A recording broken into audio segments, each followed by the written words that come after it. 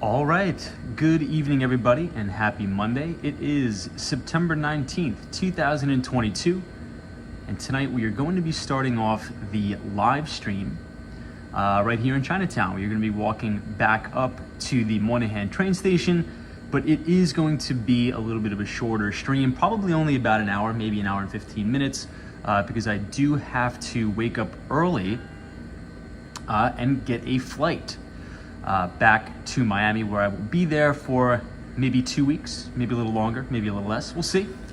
But tonight on the live stream, we are going to be talking about the effect that the dollar is having, or the strength of the dollar on emerging market currencies and emerging market economies as a whole. I think it's going to be important to talk about that.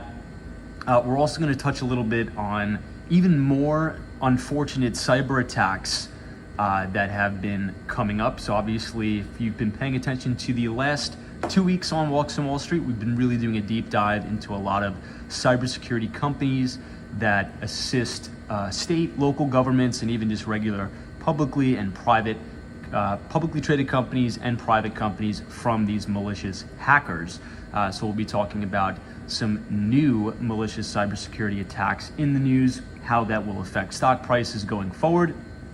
But without further ado, we do have to check rates. So that 10-year US Treasury yield did finish the day at about 3.485. However, we did briefly touch about 3.5% on that US 10-year Treasury yield, which was the highest yield going back to 2011. So definitely a lot to talk about. Allow me 2 seconds here. I just need to shut down my computer and we will start the stream. But hopefully all of you had a fantastic start to the week. So just give me a minute and we will be right back. You know, I think when I'm back in Miami, I have to fix my computer because it only works when it's plugged in, which can be very tedious and cumbersome. But regardless, we're doing it big time. Let's see who we have in the chat. I gotta put away my cup.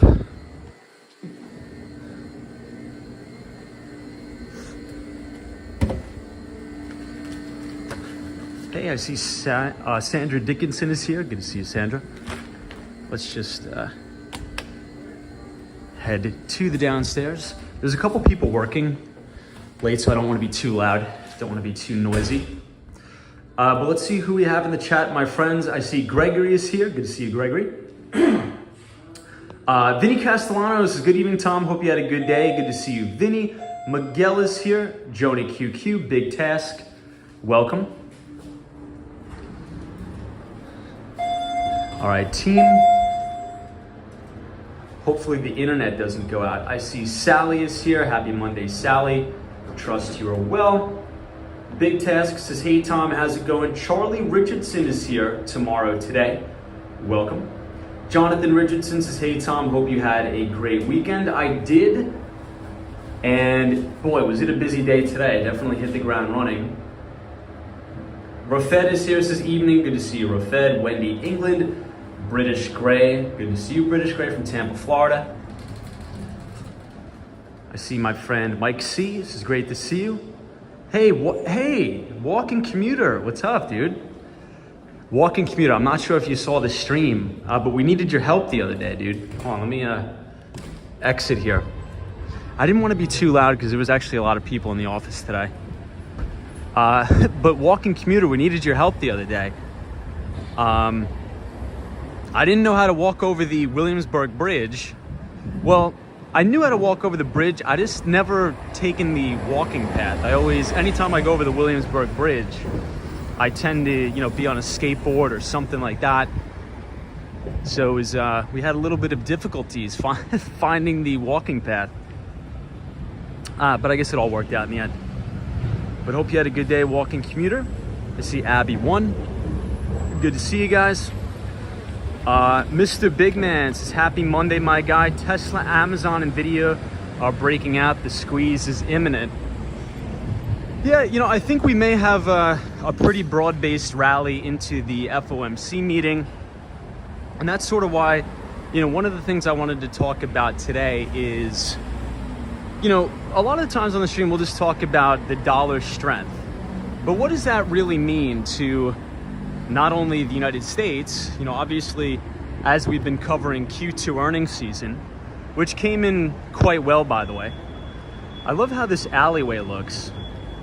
One of the most notable, I would say, negatives about Q2 earnings is that almost every single C-level executive that we heard from during earnings season noted that currency and FX fluctuations negatively impacted the bottom line. Okay, so what happens is when the dollar is breaking out over the 2011 highs, we have historic strength in the dollar, while we also have other emerging market currencies or baskets of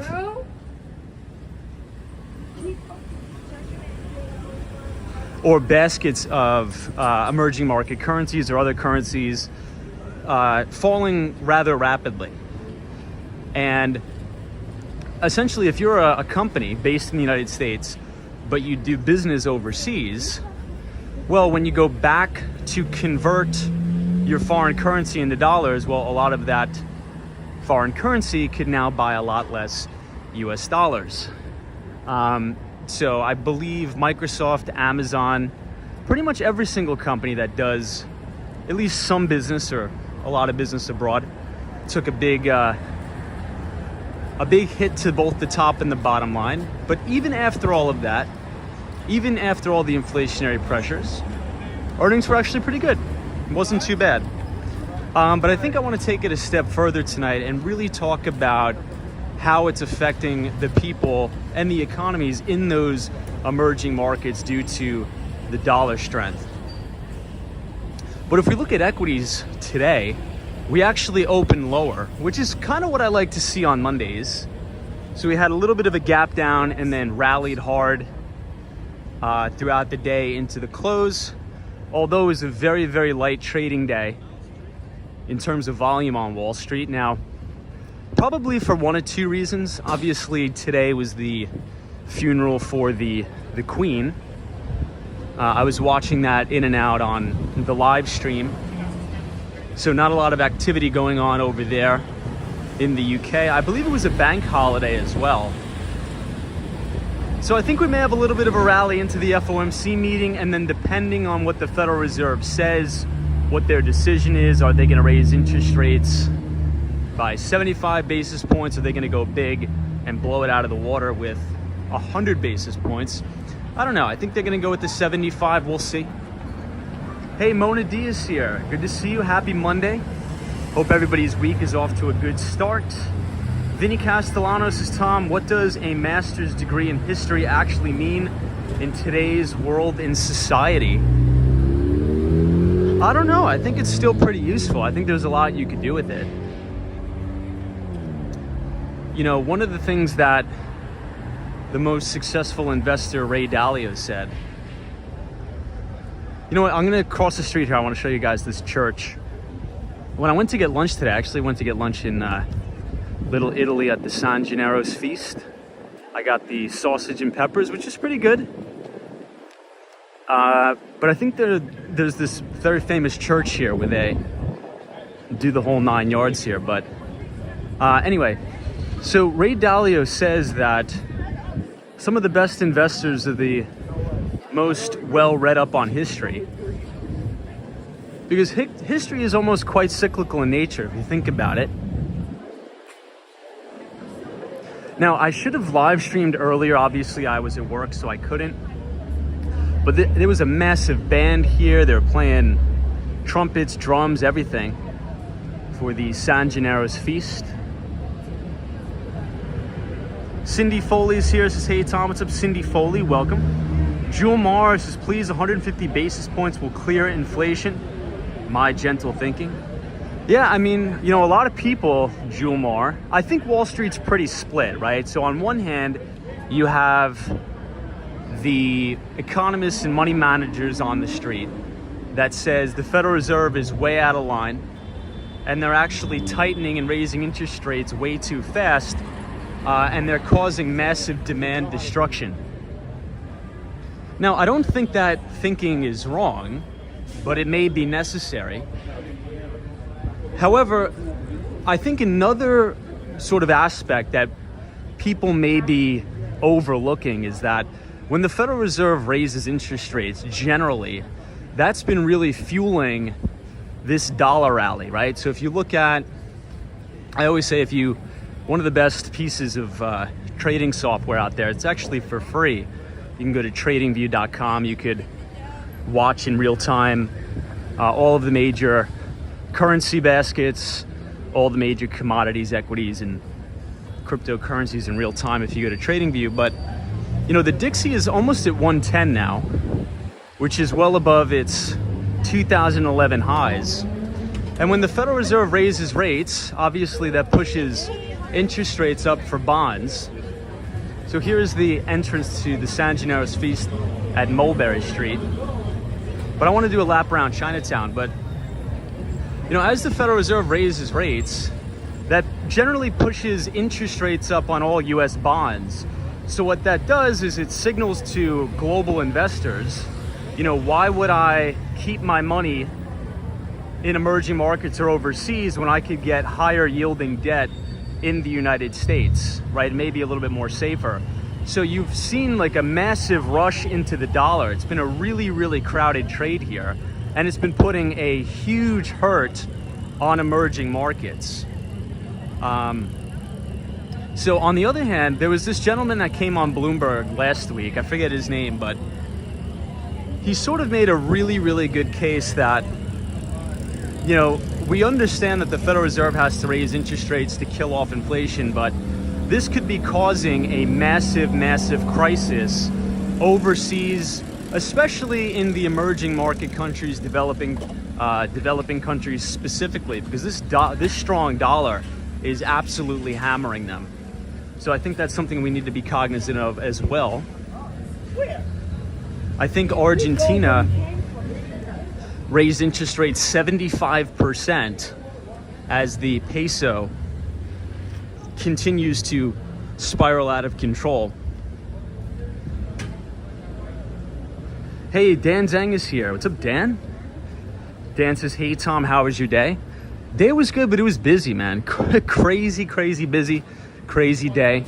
It's going to be a shorter than normal live stream because I do have to wake up early. I got to go to the airport. So I'm going to be doing a lot of travel. So just as a heads up, we may not be live tomorrow, depending on what time I get back. Now, there's a lot of storms off the coast of Florida, right? So I think the first thing I want to say is any of our viewers or anybody that has family that is in Puerto Rico, please stay safe. I think the entire island does not have any power. So really horrible storm passing through there. So hopefully everybody is staying safe.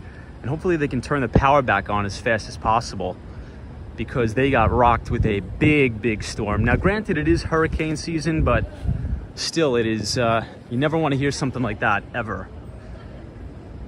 Hey, James V says, safe travels, my friend. Thank you, James. I appreciate it. GX72. Hey, the one and only Sunshine After Rain is here. Good to see you, Sunshine. Welcome. Mike sees the Dominican Republic is also getting hammered. And that was pretty. Yeah, man, that sucks, dude. Now, the good news is, I don't want to sort of flip and say the good news, because it just feels terrible, because I feel for the people in Puerto Rico. But the good news is, I think the Biden administration, not to get political, but I think they declared a state of emergency, and we're going to send a lot of funding, and hopefully we could send some contractors over there to get the electricity turned back on. But I don't think it's going to hit or reach the mainland United States.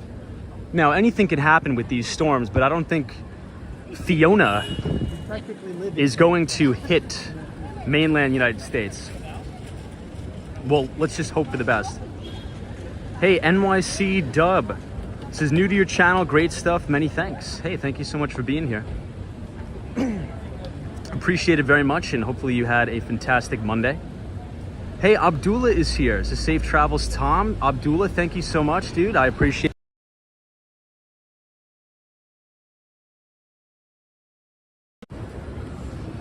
Oh, hold on, guys.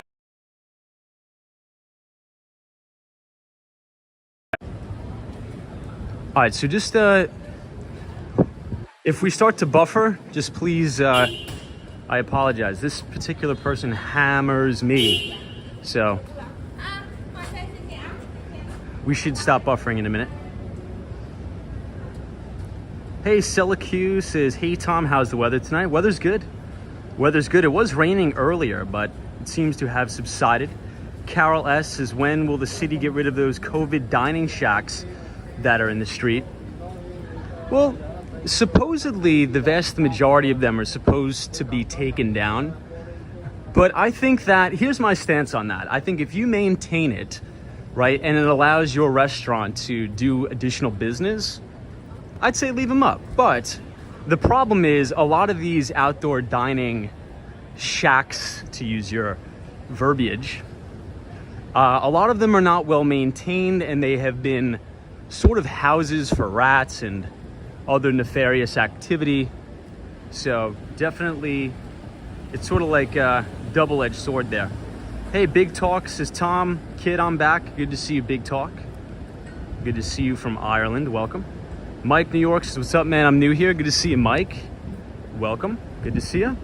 First name, last name says, the dining shacks are so cool, though. Hi, Tom.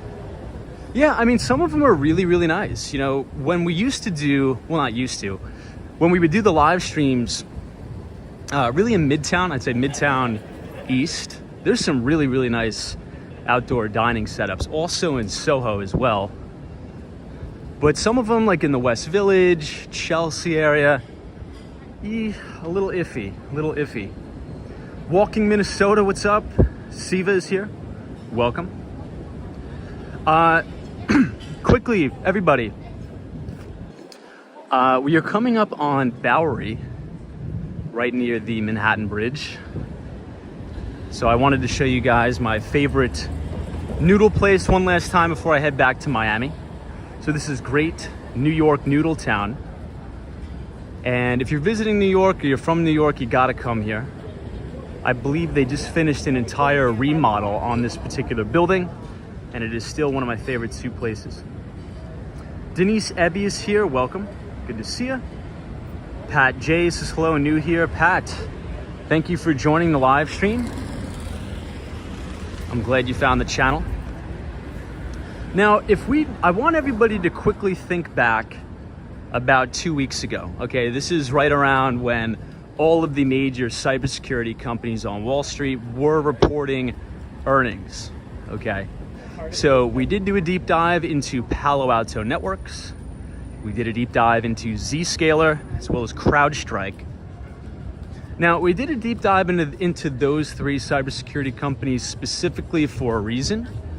Now, there's many great cybersecurity companies out there, many of which are actually private, so they're not traded on the public exchanges. Now, one particular company that goes by the name of Ping Identity used to trade under the ticker symbol PING, was actually just taken private by Thoma Bravo, which is a very notable private equity firm.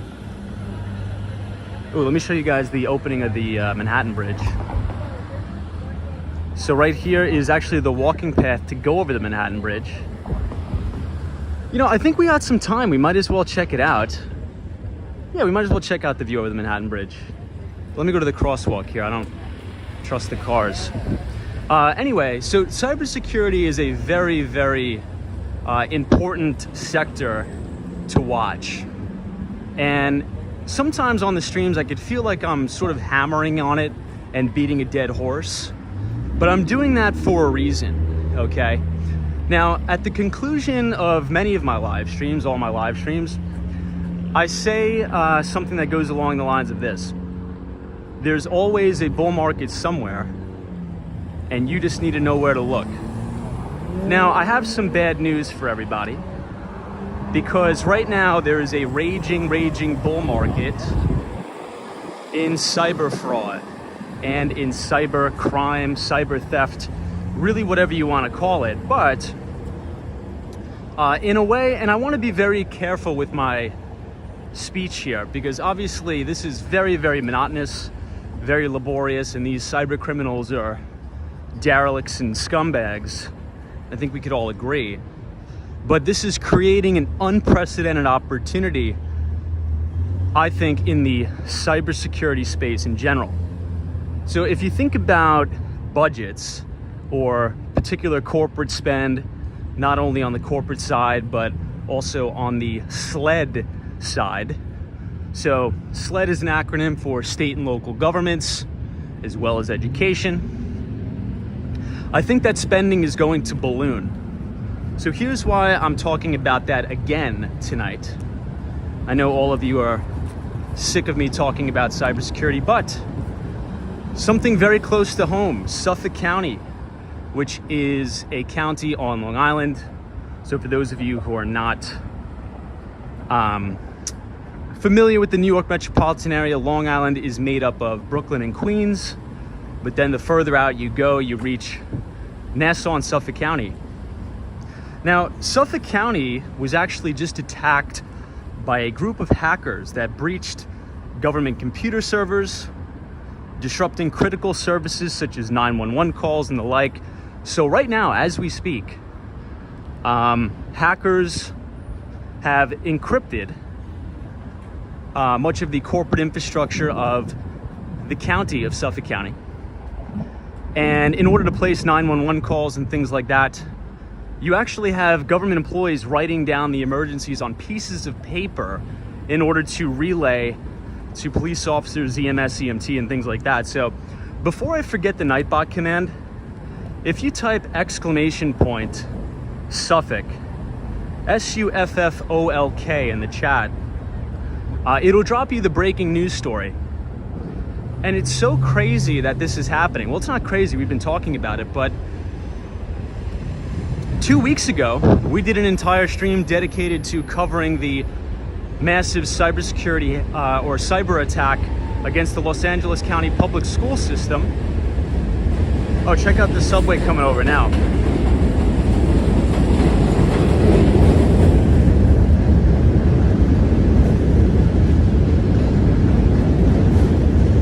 Wow, guys, look at this. Beautiful view of the One World Trade Center. That's an awesome shot.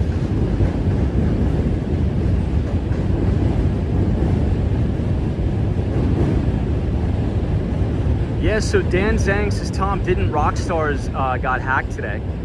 I heard they are testing new footage on Grand Theft Auto or something like that. Yeah, so what Dan Zhang says is exactly correct. Rockstar Games, I believe, is the company name. They're another major company that just got hacked. We were talking about Uber yesterday or over the weekend, they got hacked as well. So hackers were able to access their AWS server, shutting that down. So the point is, a lot of the times on the stream, I know we like to talk about, okay, where's the market gonna go? But more importantly than that, it's identifying emerging trends, okay? In the market in general, you wanna be a trend follower.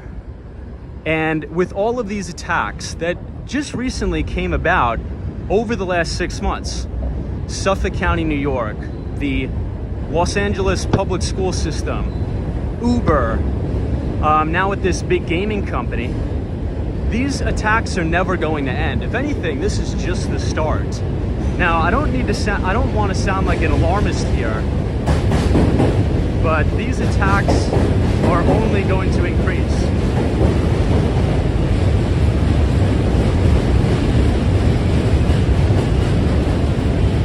Hey, Disney cast member, good to see you.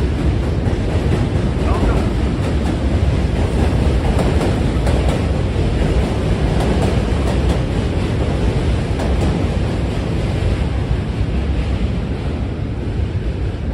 It's going to be a loud one tonight, guys. I apologize. So I think it's important to ask ourselves this question. And before we ask this question, I'm going to give you guys a really nice view of the beautiful One World Trade Center here. So do we think that corporate spend, as well as government spend and education spend as it relates to cybersecurity, do you think that spending is going to increase over time, decrease, or stay the same? Well, I think that answer is pretty obvious, right? Especially, you'd be surprised at just how flimsy a lot of this critical corporate infrastructure is.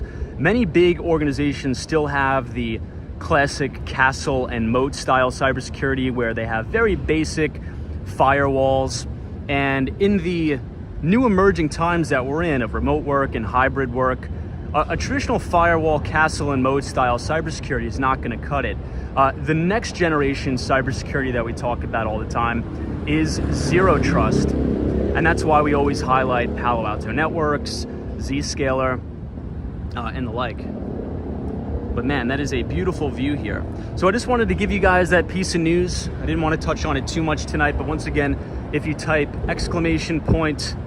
!Suffolk in the chat, you will see the breaking news. Hey, my friend Tech Explorers NYC is here. It says increase, but a lot of corporations are in budget cuts and some would rather take the risk. Yeah, so Tech Explorers NYC is absolutely correct. And we've also been talking about that. Does this guy have Christmas lights in his window? Christmas is coming a little bit earlier here on the Manhattan Bridge. I'll take it. Love that. So I think we've talked about this before. So Tech Explorers NYC brings up a fantastic point. Now, for all of my software sales people out there, or just tech sales people in general, especially if you're selling into the enterprise, which is big Fortune 500 companies, Global 2000, or even governments, right now is the time, to Tech Explorers NYC's point, when corporations, governments, education systems are building their budgets for the next fiscal year. They're doing it right now. And obviously with the major downturn in the markets, the downturn in the economy, they are cutting costs in any way, shape, or form necessary. And this brings me back to my additional point. And I'm gonna write a piece about this in the Behind the Street newsletter, but I always categorize products or services into two distinct categories. Number one is a nice to have, and number two is a must have. Now, I believe cybersecurity is carving itself out to be a third additional, very unique type of product or service, and that is a requirement. So to Tech Explorers NYC's point, he's like, hey, a lot of these companies may just want to take the risk. That's not going to work out very well for them, okay? Because a lot of the times, we don't know how this will play out. A lot of times these attackers can extort you and ask for ransom and some sort of a cryptocurrency, and there's really no guarantees that once you even pay the ransom, they're going to release your critical corporate infrastructure. So I think from an investment standpoint, as well as a potential career standpoint, getting involved or studying cybersecurity or IT in general is probably going to be a pretty surefire bet for sure. Hey, Ricardo305 is here. Hey, Ricardo. Good to see you. Tug Carter, thank you for the concern. I appreciate you very much.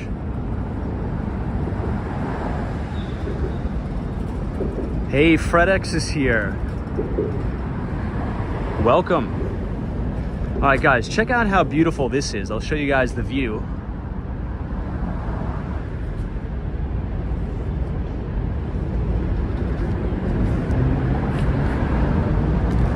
You can see the One World Trade Center.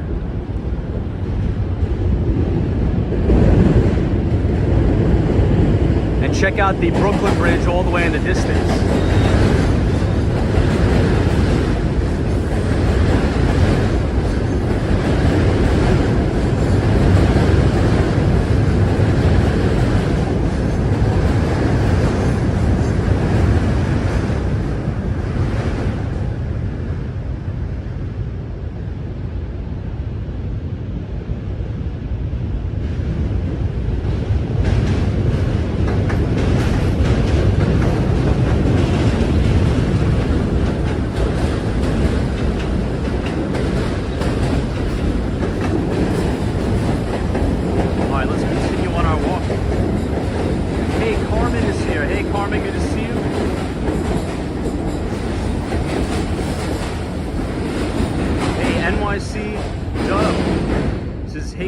As a result of cybersecurity issues, cyber liability insurance premiums are through the roof and sometimes unattainable for some companies. That is a fantastic comment and a fantastic point. That's another thing we need to watch. So I think there's going to be a new emerging market out there for cyber insurance. Oh, I think these people are playing soccer. Let me see if I can show you guys.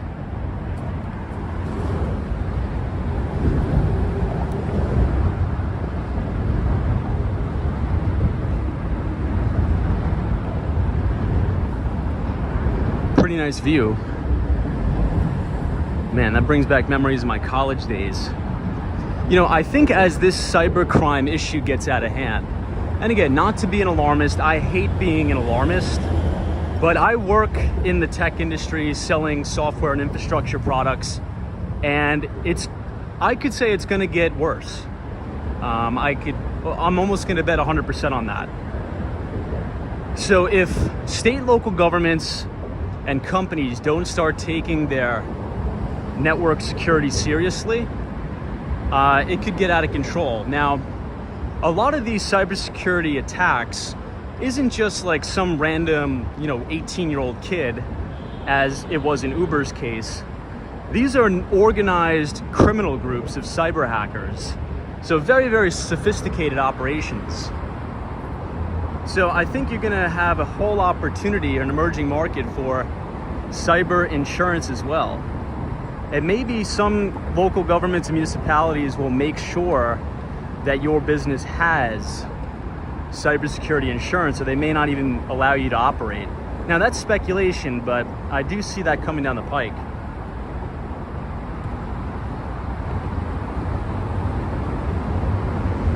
Wow, this view is really, really nice. I'll try to get you guys an even better one in a minute. Hey, Abdullah is here. Good to see you, Abdullah. FredX. Wendy England says the ransomware guys are oftentimes organized. That is correct. Hey, Jay is here. What's up, Jay? This is Tom. I'm just getting home. Where you're at? Where are you going tonight? So we are atop of the Manhattan Bridge. And tonight we are going to be walking back to the Moynihan train station. But allow me just a second here, guys. I want to get you a phenomenal view. Let me know what you guys think in the comments. Make sure you watch your head as you go through the fence. I don't want you to get caught.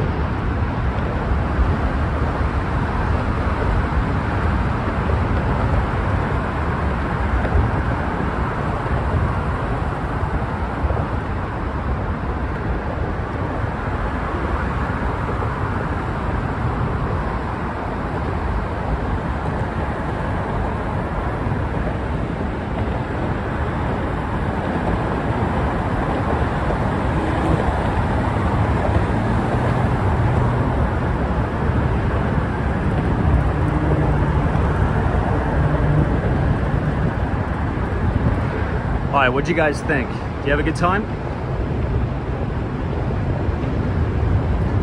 Abdullah is amazing. Yeah, so a lot of photographers come up on this bridge and actually cut holes in the fence.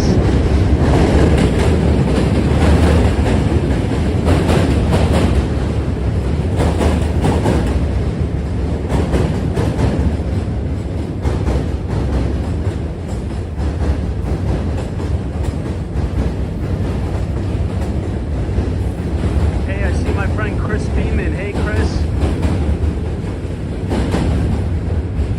Chris is joining us from the one, the only, Arizona. Good to see you. Hey, my good friend Disney cast member, fellow Long Islander in the house. Disney, we were just talking about the debacle with Suffolk County. Massive cybersecurity attack. Good to see you, Disney. Hey, Paulette says, hey Tom, good night. Thank you for showing us the beautiful Manhattan again. Good job, beautiful city. Come back soon to Miami. Thank you so much for watching. All right, team, I'm gonna give you one more shot. Watch your head here.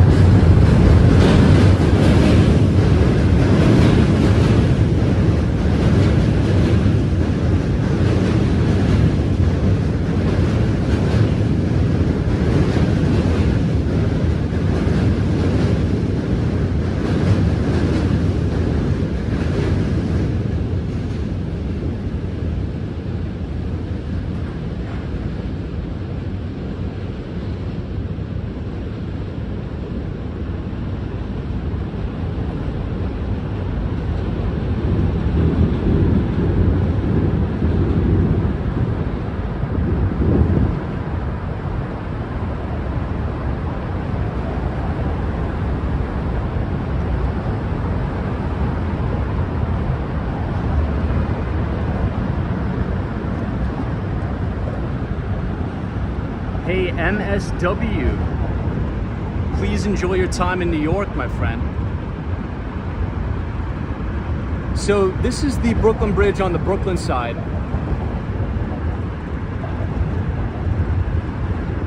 I'll give you one more shot across.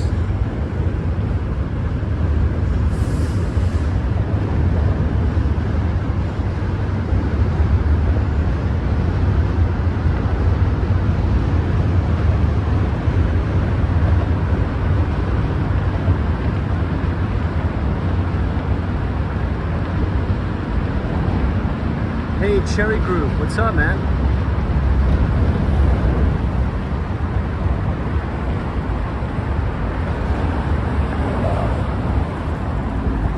I see my friend NYC Cherry Groove is in the house. Hope you had a good weekend.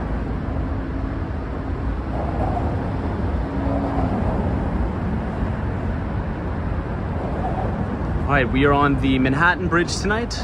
I think we're only gonna walk halfway. I think I gave you guys a nice view. I can't stay out too late tonight. All right, one more view, and then we're gonna head out. Cherry Group, did you get a chance to go to the San Gennaro's Feast yet, or are you gonna wait till next weekend?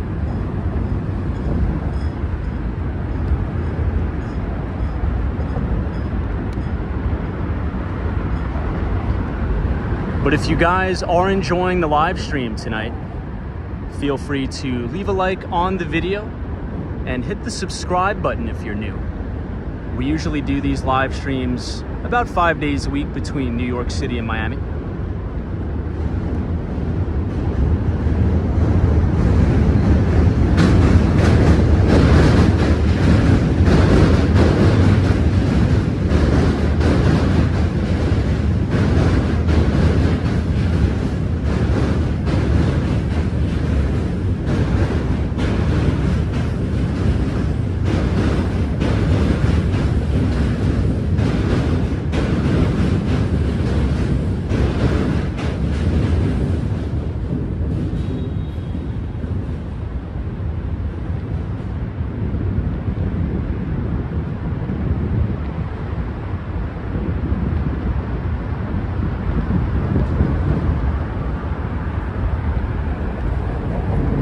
right, team. Thank you so much for that. We're gonna head back down. Hey, Cosmo, what's up, dude? Cosmo says, don't drop us. I got you guys. I would never let you fall in. If I did drop you guys, I'd be coming in right after you, so don't worry. So since it's gonna be a little bit of a shorter live stream tonight, and I apologize for that. So obviously we've been talking about inflation a lot on the live stream. So I went to the San Gennaro's feast today for lunch. Now, does anybody want to guess? We'll wait till the train passes.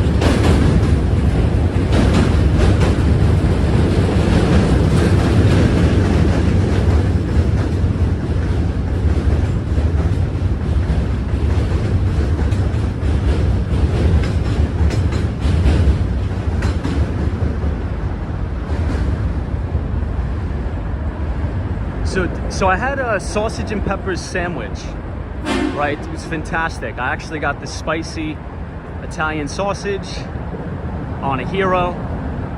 Now, does anybody want to guess how much it was? Since we're talking about inflation, just for fun. First person that gets it, if you're here for the feast next year, I'll buy you one. Yeah, Nouvelle. That's true. Not a lot of pedestrians on this bridge as opposed to Williamsburg. Okay, 18, let's see, 10, 17. Hey, Abby 1 got it, 15 bucks. Al Baker, you also got it. Cherry Groove is off by 1. But Abby, right on the head, nailed it. $15. I mean, granted, you know, it's a once a year thing. You go to the feast, you walk around, it's a good time. You know, support the local businesses. It's a great time. I had a good time. But 15 bucks, that's how much it was. Crazy. Now, do you guys think that's a lot, or am I overreacting about the price? But I don't know, it seems like pretty steep. Yeah, Disney cast members to scroll back a lot got it. I think Abby was the first, but a lot of you guys did nail it. But $15 for one sausage peppers is pretty steep. Definitely inflation is biting. Yeah, the investigators, like, that's too much. John says seems fair. I mean, maybe it's fair, maybe you're right. But I don't know, for me it seems a little steep. Rob K says 10 would be more acceptable. Potentially.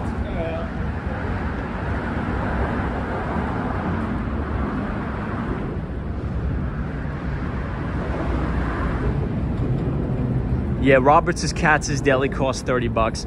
But Katz is a little bit different. I mean, this is just regular, you know, sausage peppers.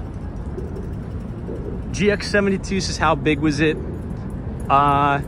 It was a standard size hero. If anybody's had, you know, regular Italian hero.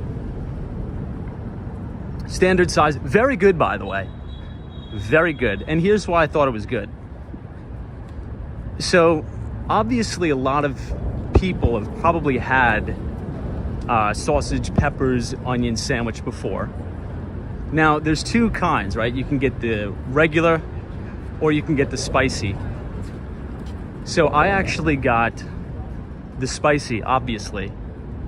But a lot of times they could do it really, really wrong, where it's so spicy that it blows your face off, rips it off, right? But this was just the right amount of spice. It was fantastic. So do I think the price is egregious where I wouldn't go back? No. You know, especially the atmosphere, obviously you're paying to walk around the thing, it's fun. But I mean, damn, $15 is a lot, man. Definitely a lot. You know, imagine if you took a family of 4 there. It could add up. You could walk away, you know, spending $300 to $500 in a day.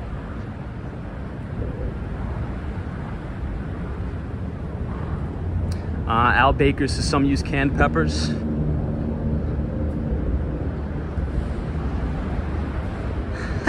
Chris. Sonia sees this as a hero like a sub. Yeah, I guess. I think same thing. It's called the same thing, yeah.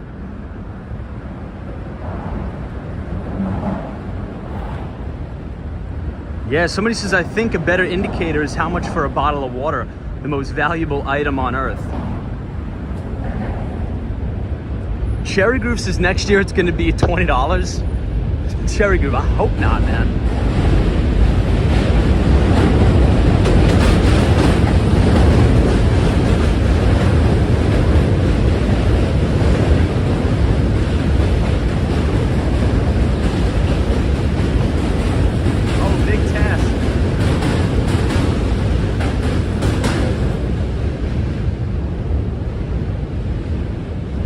So guys, Big Task asks a fantastic question. I'll give you guys one more shot of the World Trade Center. Hold on.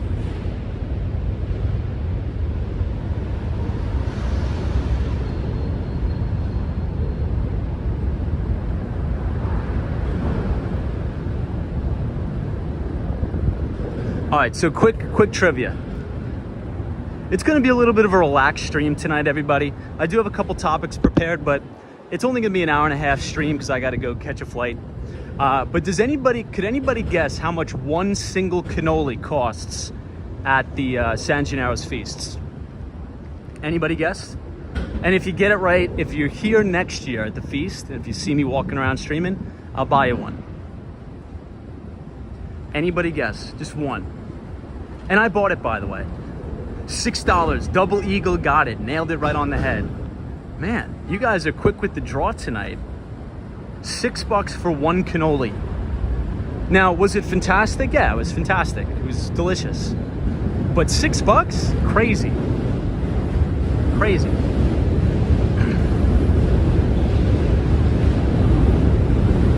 Hey, Amar, good to see you. Cindy Foley. The LT Prods is not that bad for New York City.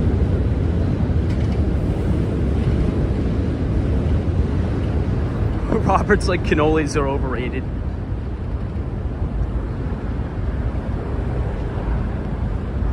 So to put it in perspective, I went to the ATM, right? Because you guys know I never carry cash, ever. I'm an Apple Pay kind of guy, electronic payments kind of guy, big believer in electronic payments. So I went to the ATM because I just assumed that the San Gennaro's feast, everybody was cash only. Not the case, by the way. Pretty much everybody had like a Square or a Toast or something like that to accept electronic payments. So I pulled $20 out, and with the $20 bill, you couldn't get a sausage, peppers, and onions and a cannoli for $20.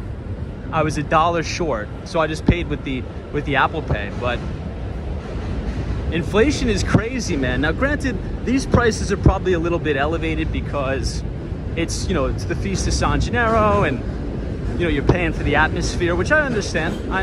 So it's probably a little bit more expensive, but things are getting expensive, my friends. Cosmo says, I got 2 slices of pizza for $10, no toppings. Cosmo, how was it on a scale of 1 to 10? Good, no good?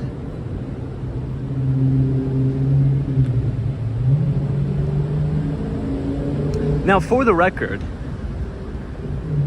would I recommend going to the Feast of San Gennaro? 100,000%. It's a blast. It's a blast. It's a great time. Everybody's out on the street. It's fantastic. It's a once-a-year thing. It's a New York icon, and I had a great time. Great time. Hey, Marcy. Good to see you, Marcy. Welcome. Marcy, I need to add you as a moderator. If you don't want the moderator spot, you don't have to take it, but some nights we can get some crazies on the stream. So I'm in the market for some moderators.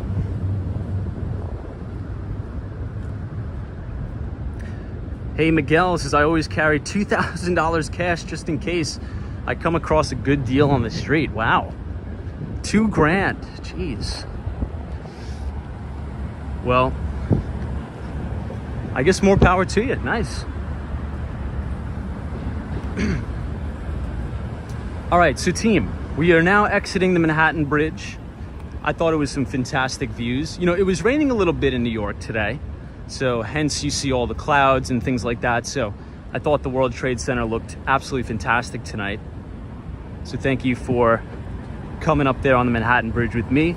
We will now be headed uptown.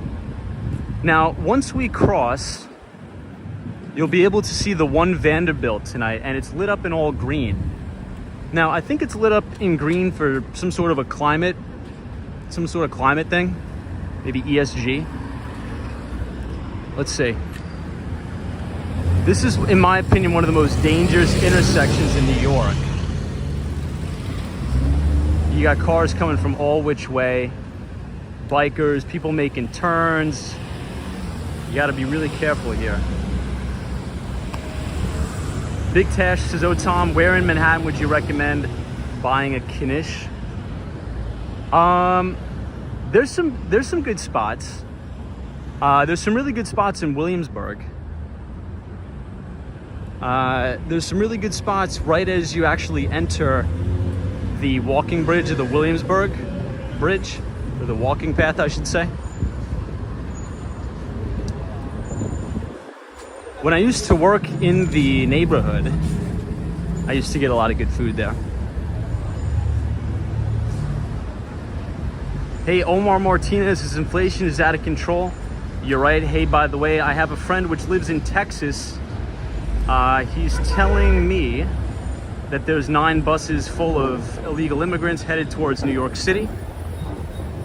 Yeah, I've been hearing about that. I don't really keep too close tabs on the politics, but I have heard about that. There's a lot of buses of migrants headed towards sanctuary cities, things like that. All right, so team, the first topic we talked about, okay, is follow this trend of cybersecurity. You know, unfortunately, these cybersecurity hacks and attacks are not going to stop. We just had another one, the Suffolk County government, which is a municipality out on Long Island. So it goes Kings County, then you have Queens, then you have Nassau, and then Suffolk. So Suffolk County was rocked with a hack where it is disrupting a lot of their 911 calls. Now, they will not release whether the hackers are requesting ransom, but I mean, it's pretty obvious. They probably locked down some of their corporate infrastructure, and they are probably requesting some sort of a ransom via a cryptocurrency. That could be Bitcoin, Monero, or something like that. That is usually what those hackers do. But here's the thing, and we'll just quickly review because we went over it a lot. The big issue with a lot of these cybersecurity hacks and attacks is that there's no guarantee that once you pay this ransom, or once you pay the ransom, the cyber criminals will give you back access to your corporate networks. So I believe right now Suffolk County is having all hands on deck, resources from the federal government, resources from the NYPD, cybersecurity experts from the top cybersecurity companies that we talk about each and every day on the stream. So number one, from an investment standpoint, watch this trend of cybersecurity, because one of the main things that we look for in an investment, if a particular company is selling a product or a service that is selling something into a massive expanding TAM, and a TAM is an acronym for total addressable market. My view is that the TAM for cybersecurity spending is going to be on an exponential rise over the next 5 to 10 years, specifically as it relates to zero trust cybersecurity. Now, we're not going to do a deep dive as to what zero trust cybersecurity is. If you want to learn a little bit more about that, if you go back, I believe 5 streams ago, we actually dedicated an entire stream to outlining and talking about different cybersecurity systems and architectures, all the way from your traditional castle and moat style cybersecurity, all the way to extending that network via VPNs or virtual private networks, and now into a new form of cybersecurity, which is zero trust. So I would say the top 3 companies to watch. Now, this isn't a recommendation to buy these stocks. It's just saying watch the trend. And in my opinion, that is Palo Alto Networks, that is Zscaler, and CrowdStrike, with Palo Alto Networks definitely leading the front there. Now, again, this isn't a recommendation to say, oh, go out and buy these stocks. It's pay attention, put it on your watch list, you know, mark down on your calendar the next time that these particular companies are going to report corporate earnings, and maybe sit in on the conference call. Okay, see if they're beating earnings expectations, see if they're beating revenue estimates, and see if their gross margins are maintaining or remaining intact.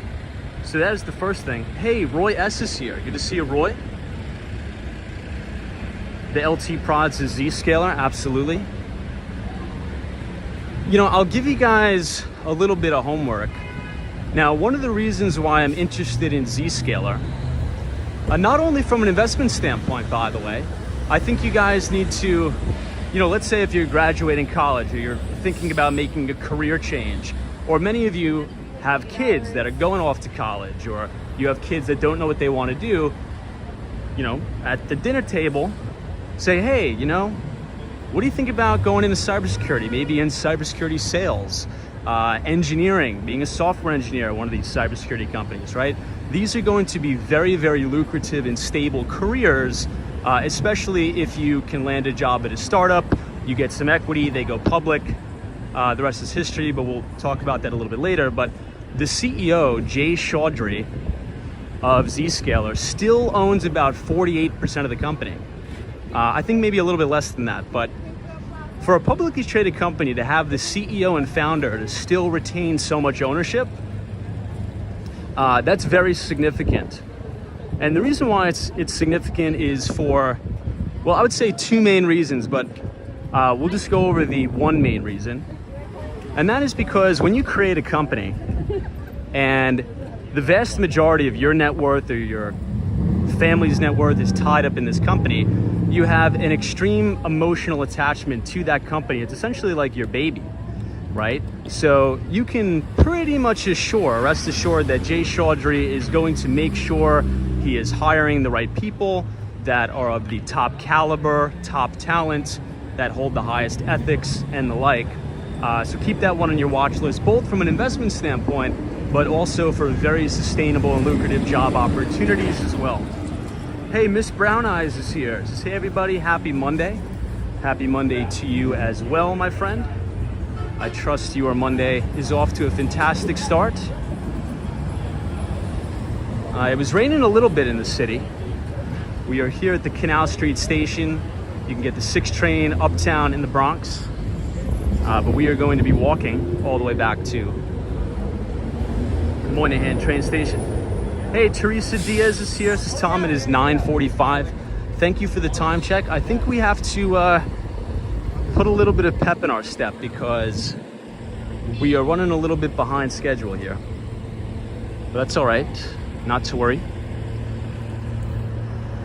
So if you want to learn a little bit more about this breaking news of this cybersecurity or cyber attack on Suffolk County, if you type !Suffolk in the chat, it'll drop I believe it's an NBC News clip.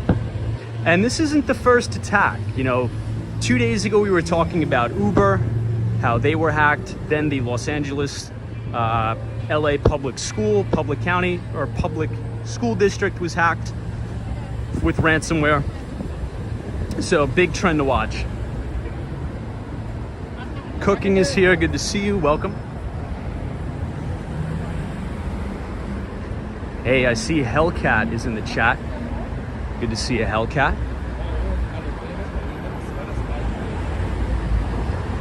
So for those of you who are just joining, we are walking westbound on Canal Street, and we are going to be making a right here in just a minute. Life, Liberty, and Guns says, thank you, Tom, very much for the walk over the Manhattan Bridge. Not a problem. Thank you so much for joining tonight, Life, Liberty, and Guns. Appreciate it.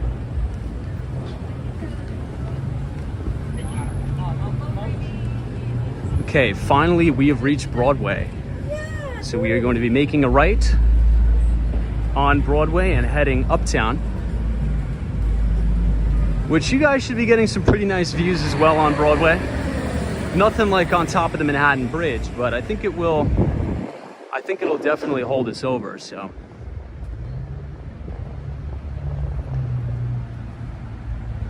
Robert says, hey Tom, are you flying back tonight? I'm not flying back tonight. I'm flying back tomorrow morning. So I want to make sure I get some sleep. I want to get the earlier train. I'm not sure if FredX is in the chat, but check this out. You look all the way in the distance, that little cone in the distance is the beautiful Chrysler building. We're gonna have an even better view as we continue to walk northbound here. Wow, check out this street. Love all the fire escapes. What do you guys think about the fire escapes?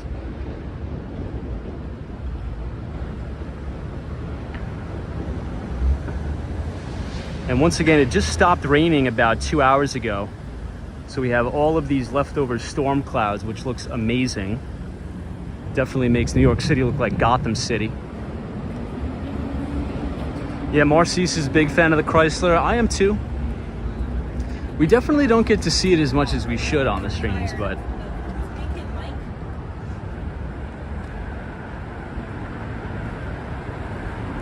all right, so the other thing I wanted to talk about, just to bring to the forefront here, is the dollar strength. So the Chinese yuan falls against the dollar, with $1 now buying 7 Chinese yuan. That is the first time that has happened since 2020. And what happened in 2020? Obviously, the depths of the very horrible COVID-19 crisis that swept the globe. But it's not only the Chinese currency, it's pretty much every single major global currency, as well as specifically emerging markets. So if you look at the ICE dollar index, and that is a measure of the United States dollar versus a basket of its biggest trading partners, the index is up about 14% in 2022 alone. That is the best performing year since this index was invented in 1985. So what does this mean? Why is it important? Why is it significant? Well, it's significant for 2 reasons. And the first reason we reviewed as Q2 earnings was rolling through. Now, if you remember when we were doing a deep dive into Microsoft, all the major, I would say, tech companies and just companies in general that deal in emerging markets. So if you sell a product or a service in another country in that currency, well, when you go to exchange that foreign currency back in the US dollars, here's the problem. If the dollar continues to get strong, and I believe, if you look at tradingview.com right now, you type in DXY or the Dixie, I think the Dixie is at 109. So the foreign currency, if you're selling your product or a service in, let's say, Japanese yen or something, that's just a random example. Well, that yen is going to buy a lot less dollars now. So that's going to make a big impact on corporate earnings, on revenues, and that's what we've been seeing by and large. Oh, look at this Tesla. So this is the, I always forget which model. Is this a Model Y or a Model X?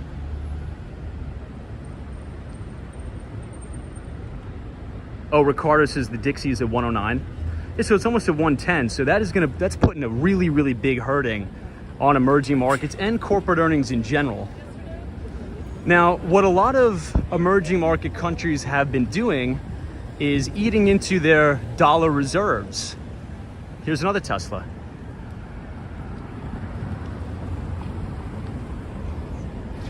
A lot of countries have been eating into their foreign currency reserves or dollar reserves, and they're almost depleted right now. So this could get ugly. And again, I hate to be an alarmist, but now that we covered the corporate earnings side, here's why it's bad from, let's say, from a government's side. So a lot of governments, right, foreign governments, have dollar-denominated debt. So they borrow money, and that loan needs to be paid back in dollars. Well, here's the problem. As the dollar becomes stronger, well, those loans become a lot harder to service now. So that is putting extreme pressure on emerging markets. So think about, what we were just talking about in relation to budgets. Well, governments do budgets too. Well, they may not do them budgets as well as the private sector, but they definitely do them. So if you're an emerging market country and you're doing your budget and you have a lot of loans or a lot of debt, dollar denominated debt, well, it's going to take a lot more resources now to service that debt, which means you may have to cut back on things like healthcare. You may have to cut back on infrastructure spending, right? Very, very critical, necessary things, putting even more pressure on emerging markets. So I think we need to be cognizant of this. This is a very, very important trend to watch. The last thing I'll say about this as we cross over Spring Street is that one of the things that has been fueling this massive bull market in the dollar is what I believe is the conclusion of artificially suppressed rates. Here, let me just give you guys a shot of some of the buildings here on Broadway. I always like to give you a little bit of a view of what some of these buildings look like here in Soho.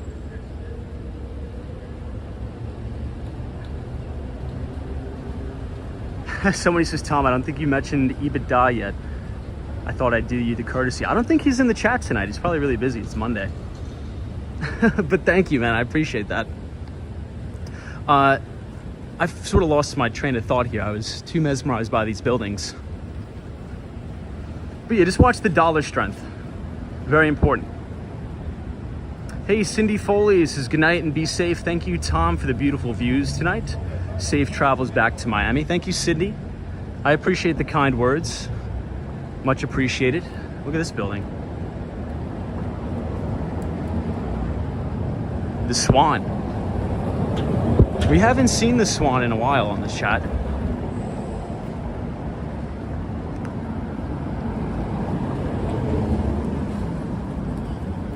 Oh, that's what I was saying. I apologize.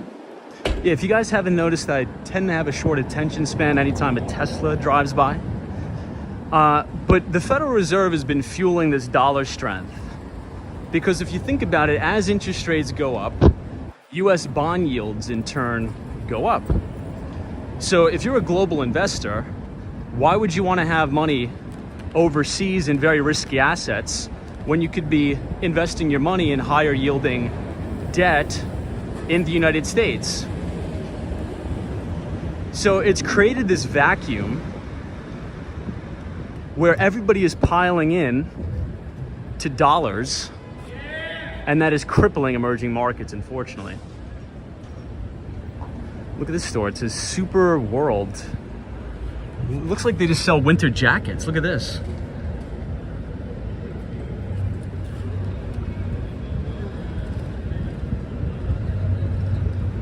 I wonder how their sales are right now, being that it's 80 degrees out.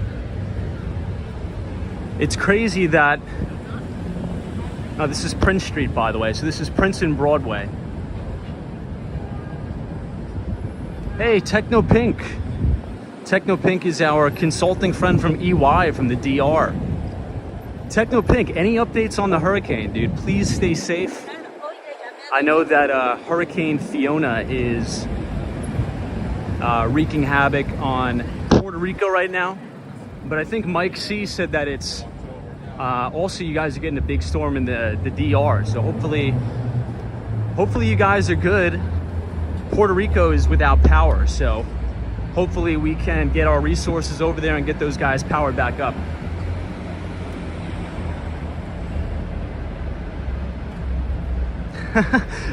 Disney cast member says, yuck, boring for the store.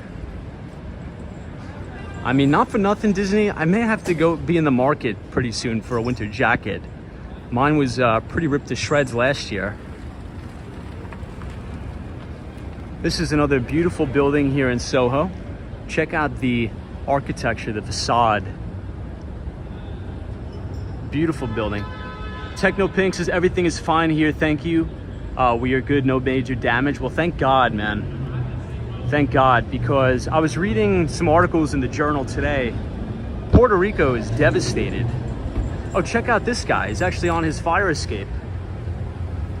Man, that's the dream, man. Check this out.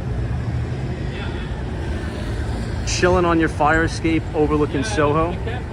Man, that's awesome. cheers to that guy. Now, I think, if I'm not mistaken, I believe all of these are lofts. So I think they may have the entire floor, perhaps. But that's a good shot of this guy. Maybe he's looking down at his phone watching Walks on Wall Street. You never know.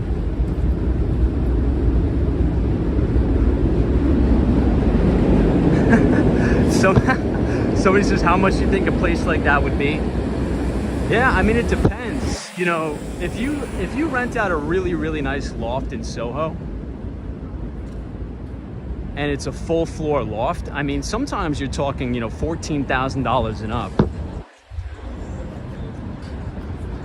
So I would say, if I had to guess, I would say anywhere, and this is a wide range, I'd say anywhere from 10 to 14,000.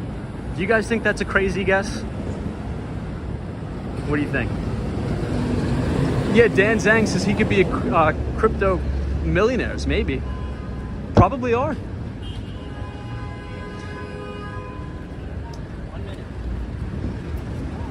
All right, let me just focus here. I don't trust any of these drivers.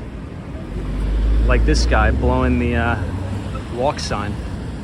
Well, you do know if you have a BMW, you are, that means you could blow all the, and disregard pedestrians because you have an expensive car.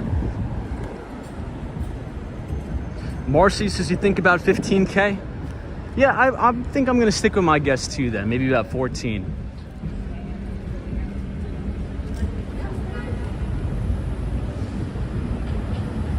Rob Case just saw an ad for $13,000 a month. So I'll tell you guys my dream apartment or living situation in New York. Now, I think you guys all know. My building, my favorite building, is 157. I just think it's so unique. Obviously, I don't have the money to live in there, but I'm just saying if I had the money, I think 157 would be my first choice, but you know, overlooking Central Park. But here's the thing also, I kind of really like Soho, and if I had a loft, I think that would be rather unique as well. Because look at all these cobblestone streets, it's kind of quiet, you're not really in Midtown. I would say it's more private, but then again, 57th Street right next to Central Park, also pretty good. But I think those are my top two. What about you guys? If you could live anywhere in Manhattan, what would you say? Dan Zhang says, Tom, here's a fun fact. BMW. Really? Is it? I didn't know that, Dan. Greg says Chelsea. You'd want to live in Chelsea? Chelsea's nice. NYC Dubs says a strong dollar should help fight inflation as respects keeping imported good prices stable or lower. In theory, yes. In theory, yes. But the real big issue here, when we did this, we did a very deep dive into the CPI report. The main two problems in core CPI. So obviously everybody knows headline CPI numbers include very volatile food and energy, but the Federal Reserve likes to look at that core CPI number. And the problem is there's two particular categories that are showing a lot of stickiness in inflation. And that is, number one, shelter costs, which I think in Q1 and Q2, that's gonna come down, obviously, because rates are going up. But number two, wage pressures or wage inflation. And the reason why I believe that wages keep going up is because the labor force participation rate is still near record lows. So if employers are looking for workers and you are trying to recruit from a very, very small talent pool, well, the employees now have a lot of the bargaining power there to negotiate higher salaries and the like. So I think those are the main two, I would say, categories of inflation that the Fed really wants to see cooling off, which as of right now, they're not, which is a bummer. But to your point on the other end, yes, it's good for Americans for imported goods, right? So let's say, also if you're an American right now and you are hoarding a lot of US dollars, probably not the worst time to go on, an international vacation. You have a lot of purchasing power or relative purchasing power right now. But unfortunately, our gain is a lot of these very emerging market countries' loss, because if they're importing products and services that are priced in US dollars, like food and energy, that's a big problem for them. Big problem. Oh, Ramp 5 has a link to a Soho apartment. Let's check that out. Oh, but team, if you're interested in a lot of the stuff we talk about each night on the live stream, there should be a QR code that just popped up on the screen.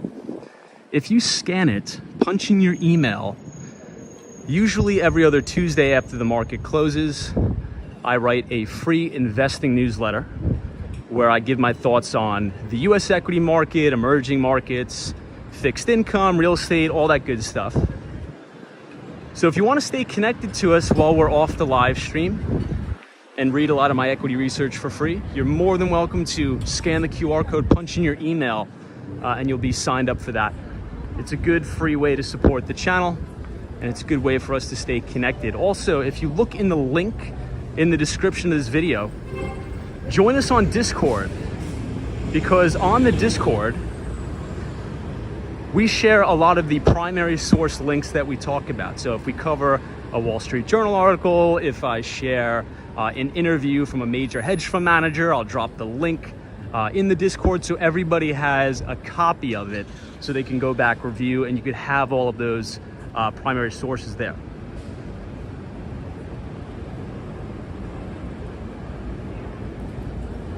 Estes says, hey Tom, the inflation is becoming the biggest issue around the world these days. I would agree, it's definitely one of them. Definitely one of them. So this is East 4th Street, headed uptown. We are passing sort of the NYU area. Disney cast member says, Tom, it's not just New York City. My niece pays $5,000 a month renting on Long Island. Wow. So what is that? What does the $5,000 get? Are we talking about an entire house, or what do they rent specifically, if you don't mind disclosing?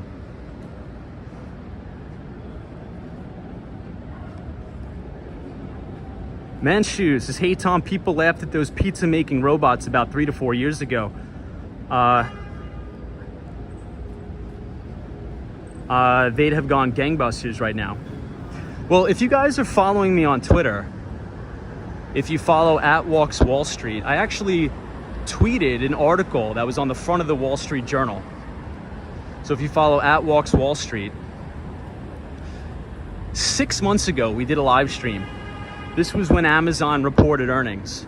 And one of the interesting things about that earnings report that really stood out to me, I was like, oh my gosh, Amazon this quarter alone spent more money in terms of research and development on robotics than they've ever done in company history 2 quarters ago. So that's a trend that we should watch as well, because, and again, try not to look at this from a political sense, try to look at it from a sort of a financial analyst sense as opposed to political analyst. Now, what happened during COVID? Employee retention at a lot of major companies went down significantly. So employee churn went up. So employee retention went down. A lot of businesses had a very, very hard time retaining employees. So big Fortune 500 companies, especially the big tech companies that have to deal in 3PL and logistics, forward and reverse logistics, warehousing, they sat down and they thought, okay, well, we have 1 or 2 options here. We could, number one, pay our workers more, right? But that sort of has no cap, because if we pay our workers more, then the next guy is going to pay the workers more, and then we're just going to bid it to the moon. Or we could invest into automation and robotics, which if we do that, not only do we get the tax write-off, but that's going to increase our operational efficiencies over time. Yes, it will displace a lot of jobs, but I think that's something we need to be looking at down the pike. Oh, that was almost an accident. Jeez. Do you guys see that? I'm not sure what this noise is, but this cab almost slammed into that car right here. Man. Here, we'll go this way because I'm not sure what that noise is. But I think that's something we need to be watching. So, oh, look at this dog.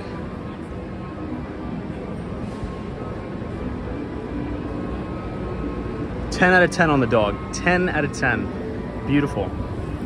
So that's something we need to be watching. Now, I get many people would say, oh, I'm against the automation and robotics because you're automating a lot of the jobs away. And I get you, and I actually agree with you. However, if you look back throughout history, it's never ever wise to stifle innovation ever.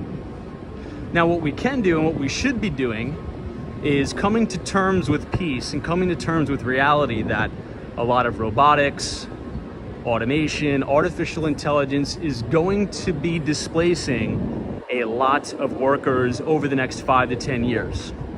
Now, as a country, what should we be doing about that? Well, in my opinion, we should be investing into retraining and retooling our workforce to assimilate them back into the workforce for a new modern society. Well, let me cross the street. Because at the end of the day, for every job that's lost due to automation, it's probably going to create 1 or 2 jobs in the interim. However, those jobs are going to require a completely new, different set of skills. And I think we as a country need to be getting ahead of that, right? So a lot of the what we should be doing, in my opinion, is looking at the sectors of the economy that are most vulnerable for disruption. And we need to have an honest conversation and say, okay, this particular set of the population that has job XYZ is probably going to get displaced within the next 5 to 10 years. Okay, now what can we do to help those people? Because we just don't want to throw them to the side. What we want to do is we want to either invest into job training programs, retooling, re-education, to say, look, these jobs are probably going to get automated away. Instead of fighting that innovation, what we could be doing as a country is investing into the new tools or the new skills that you need to, maybe write code for this AI, or manage and repair a lot of these robots that are in the warehouses, right? So new skills will be required for this new paradigm. But I think that makes too much sense. So I don't think we'll do that. I think what'll happen is artificial intelligence, machine learning, robotics is just gonna hit the United States like a freaking freight train, and we're just gonna have deer in the headlights. That's what I think will happen. I hope it doesn't, but our politicians, both Republicans and Democrats, are so inept that I do not think that we have the bandwidth to throw a good plan together. But I digress.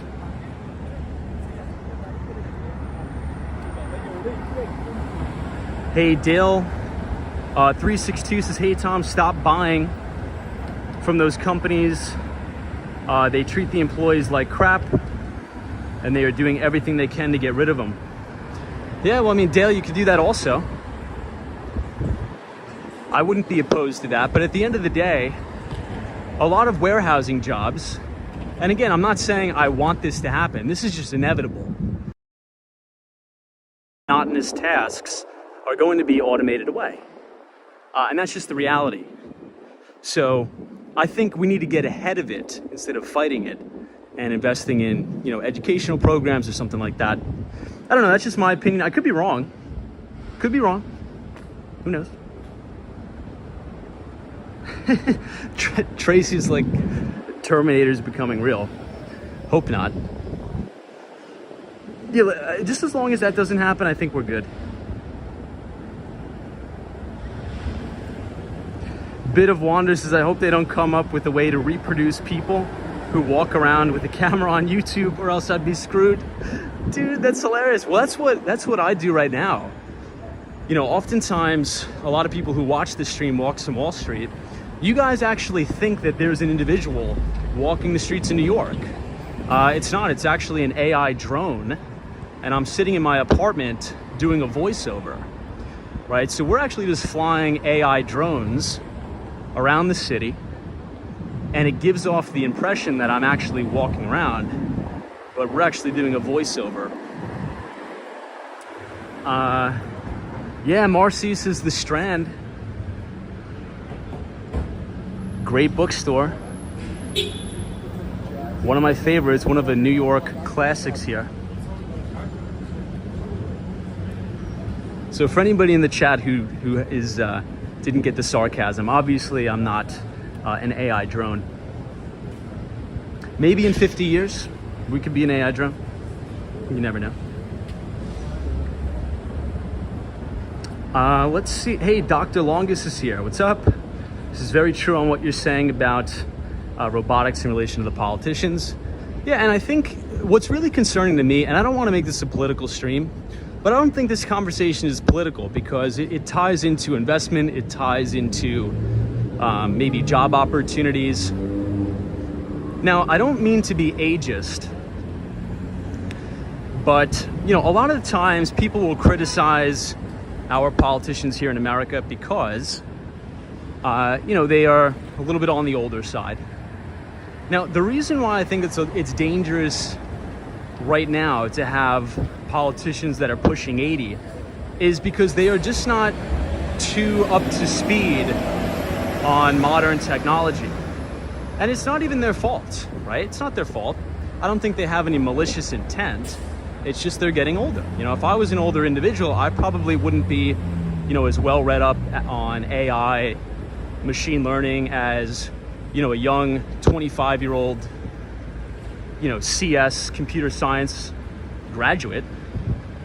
So I think if we're not going to have age limits for our politicians, I think we should sort of adopt some sort of a strategy where we do mandatory consulting, or we put our politicians through just basic, you know, computer science classes, or talk to industry experts that know what they're talking about as it relates to machine learning, AI, and the like. Because how can you make a policy on something that you don't know anything about, right? I think it's rather bizarre that we would expect our politicians to make policy as it relates to machine learning, AI, robotics, when they just really don't know too much about it. That's why I think we need some maybe young bucks in here, or just people that know what they're talking about in general. That's all. All right, guys, we made it to the beautiful Union Square. We are outside of the Whole Foods. Speaking of Jeff Bezos, Amazon acquired Whole Foods. Dr. Longus says, how about term limits? Double Eagle says term limits 100%.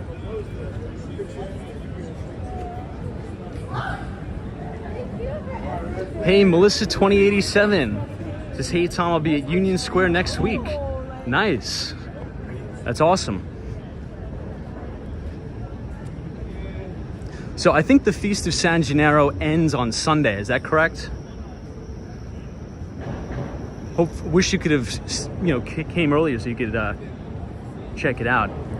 Hey, Clarence Jackson says, hey Tom, I attended the David Rubenstein convention with Ray Dalio event tonight. It was great. Ooh, Clarence, I would have loved to go to that. Clarence, I think there is some sort of investing conference by MarketWatch that's taking place in the city this week. Maybe that's the one that you're talking about, right? Is Jim Ropel and Peter Schiff there, I believe? Maybe Peter Schiff couldn't make it because he's in Puerto Rico, and unfortunately it's a big hurricane, but maybe I'm thinking about that one? I don't know. But man, Clarence, I'd love to pick your brain about that, man. I'd love to talk to you about that.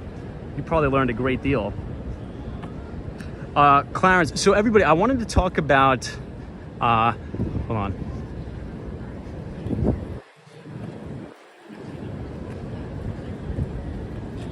I wanted to talk about a brand new Stanley Druckenmiller interview that came out with the CEO and founder of Palantir. But I think I'm going to save that for another live stream, just because we may have to cut this stream short. So if you go to the link in the Discord, I actually published the interview with Stanley Druckenmiller and Palantir. It's about a 35-minute interview. I think it's well worth the watch. It covers two things specifically.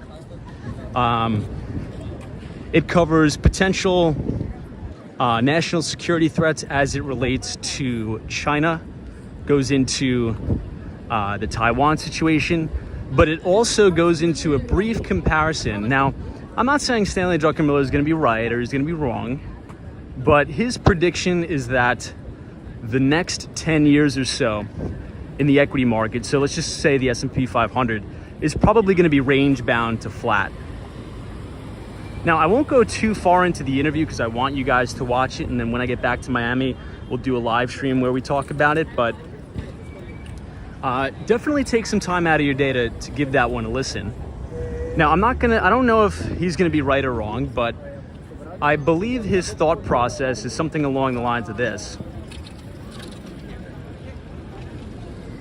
Now, let me cross the street.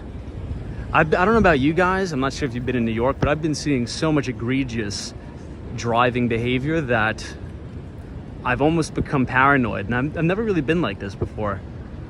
It's been worse in Miami too, by the way, just so the New Yorkers are like, don't dump on New York. I'm not. Miami's just worse in any event.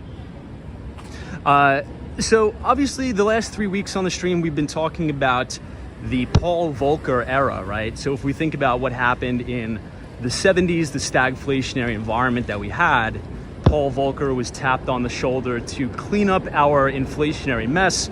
In March of 1980, inflation in the United States was running at about 14.5%. Paul Volcker needed to take rates to 20% in order to bring down inflation. However, in the process, as Paul Volcker raised rates to 20%, unemployment skyrocketed to about 10%. Now, what I believe is Stan Druckenmiller thinks that inflation will persist. And again, not to put words in his mouth, but if you think the market is going to be sideways, sort of how it was in the 70s, well then maybe you're predicting some sort of a stagflationary environment where you have very lax economic growth while you have persistent inflation. Now, the famous last words on Wall Street is it's always different this time, or it's going to be different this time, because it's never different this time. However, I would like to make a counter argument. And again, when I say this counter argument, I'm not saying that I'll be right, because maybe I'll be wrong. I don't know. I can only speculate. But here's the counter argument. And you guys feel free to say, Tom, that's stupid, or you're an idiot. And I'm serious, because I don't know. So here's the counter argument. Okay. Counter argument is, I do not think we'll repeat the stagflationary environment that we saw in the 70s, because we live in a new economy. What did we just talk about? We talked about cybersecurity tonight. We talked about machine learning, artificial intelligence, cloud computing. And technology in and of itself, in its nature, is deflationary.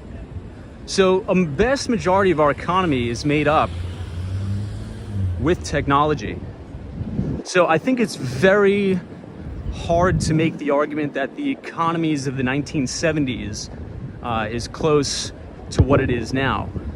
I mean, you just think about your iPhone, right? Just think about all of the products and services that are jammed into your iPhone. Your iPhone is your telephone. Your iPhone is your camera. Your iPhone is your video recorder. You know, back in the early 90s, if you wanted a camera, you went and bought a camera. If you wanted a camcorder, you had to go and buy those huge, clunky video camcorders that you would put on your shoulder. If you wanted to buy a book, you needed to actually go into the physical store and buy a book and build a library. Now all of that stuff is condensed onto one device. And this is just one example. So that's sort of, whoa, check this out. Check out the color scheme on the Empire. Fantastic. Now that's sort of my argument for maybe we won't repeat a stagflationary environment, because our economy is very, very tech heavy, and technology in and of itself is rather deflationary, but maybe I'm wrong. Maybe it's a bad argument. Who knows? Hey, Dusty Cole is joining us. Good to see you, Dusty. Happy Monday to you, my friend. Hope you had a great day. This is East 21st Street, headed uptown towards Madison Square Park. We're on Broadway. Man, that is a beautiful looking Empire State Building right there. Wendy England says, hey Tom, would you ever get a tech implant? So if you're talking about those computer chips, now, could somebody in the chat please refresh me as to what the name is? Is it Neuralink? That is Elon Musk's company? Or am I getting that confused with Starlink? I don't think I am. I think Neuralink is the one with the chip in your brain, and Starlink is the satellite internet that is now available in all continents, including Antarctica. Is it, so before I go on and answer that, is it Neuralink? Okay, Sabrina Thayer says it is Neuralink. So I think, yeah, under some circumstances, I would say yes. And here's why I say yes. And it may sound crazy, but here's why I would say yes, with some contingencies. Because in 40 years, it's very possible we may be walking around and you go up to your friend and you say, hey, I just got my, I just re-topped up on my implant, on my chip in my head. And then your friend says, oh yeah, I don't have one. And your group of friends will turn around and look aghast. And they'll say, what? Dude, are you crazy? What are you talking about? You don't have a chip in your head? Are you crazy? I think that may be the case. Now, here's the comparison. Now, I know the stream is going off the rails tonight, but I actually kind of enjoy it. I think we're having a good time. Imagine if you're a 27-year-old person, right? 27, you're out and about at a bar in the city, okay, with your coworkers, and the topic of the conversation is a new phone or something like that, and everybody's like, yeah, I think I'm gonna get the iPhone 14. I'll probably get it, maybe not. And then one person in the group turns to you and says, oh, I don't have a smartphone. I still have a flip phone. You're gonna look at them aghast and say, what? Dude, you're 27 years old, you have a flip phone? Yeah, I have a flip phone. That could be the same conversation. Now, I know it sounds far-fetched, but you'd be surprised at the rapid acceleration in technology.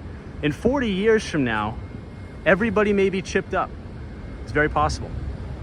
Very possible. So this is the beautiful Flatiron building right here, outside Madison Square Park. Unfortunately, it is all covered in scaffolding.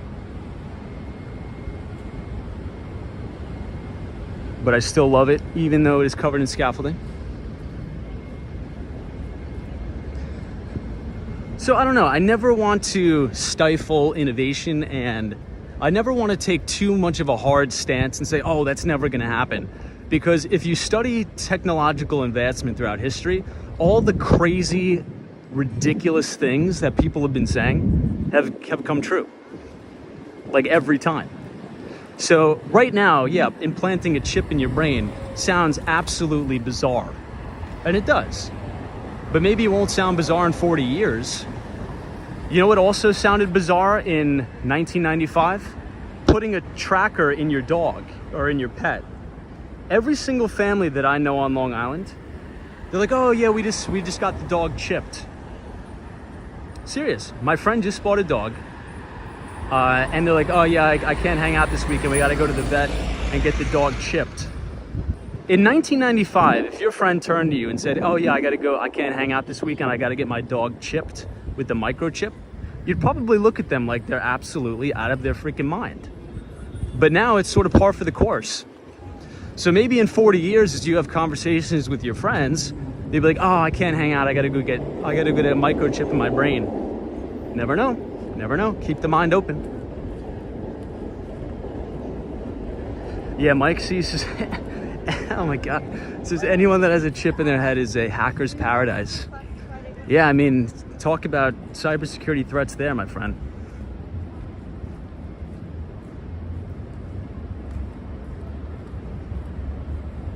Wow, Marcy says, Tom, many countries actually require that your pets be chipped.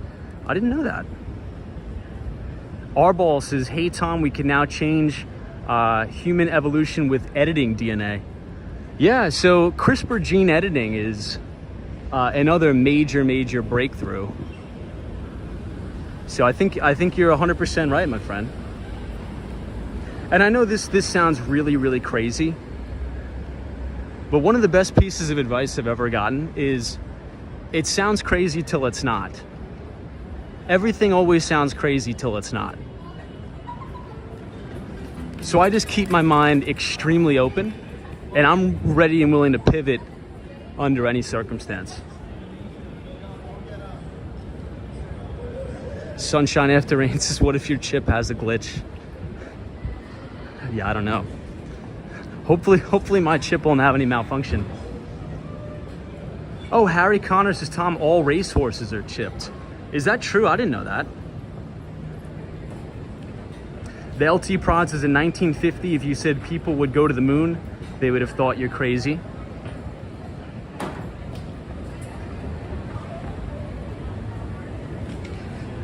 Yeah, I mean, man.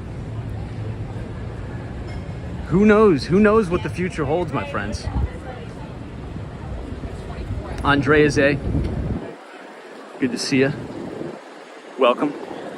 So everybody, just as a quick review, for those of you who are just joining, we did talk about that major cybersecurity attack on Suffolk County. So if you type !Suffolk in the chat, the Nightbot will drop the link to the news video that is outlining the cybersecurity or ransomware attack on Suffolk County.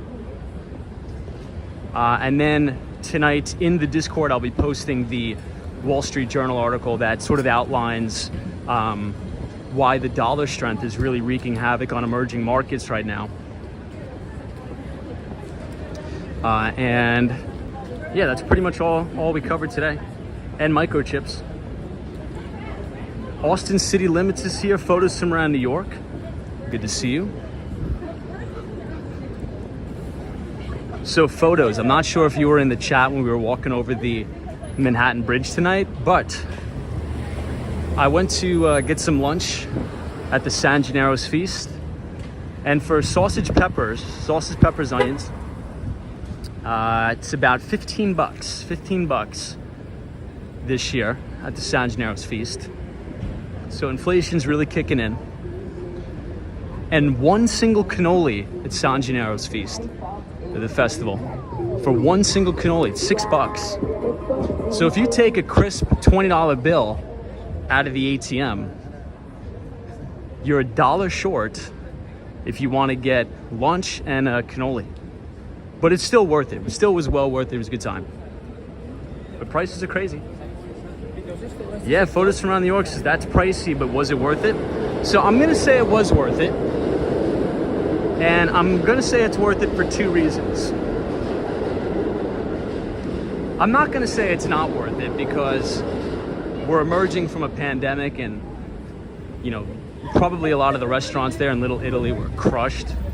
So look, I think it's worth it to support the businesses there. You know, it's only a week and a half out of the year. So I'd say just spend the money, no big deal.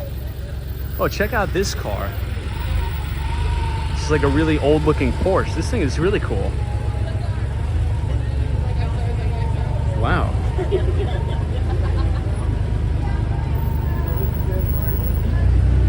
That's really, really unique. Look at the headlights on this guy. That is a really, really unique looking car.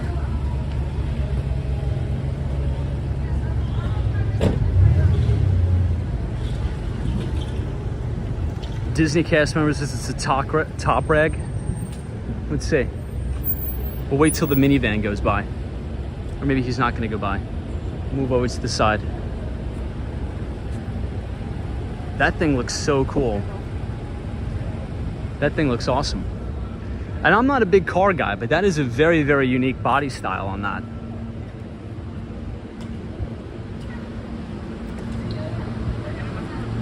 Oh, it's from 1985.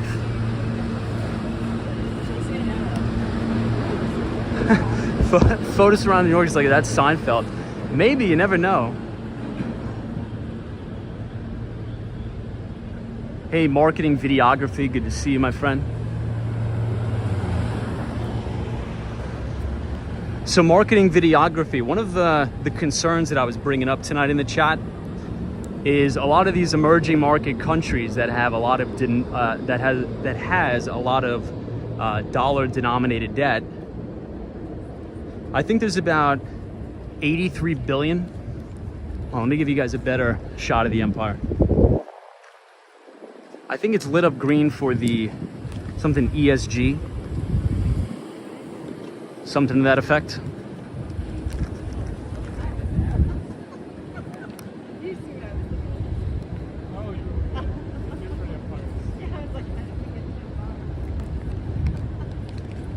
Man, that looks beautiful.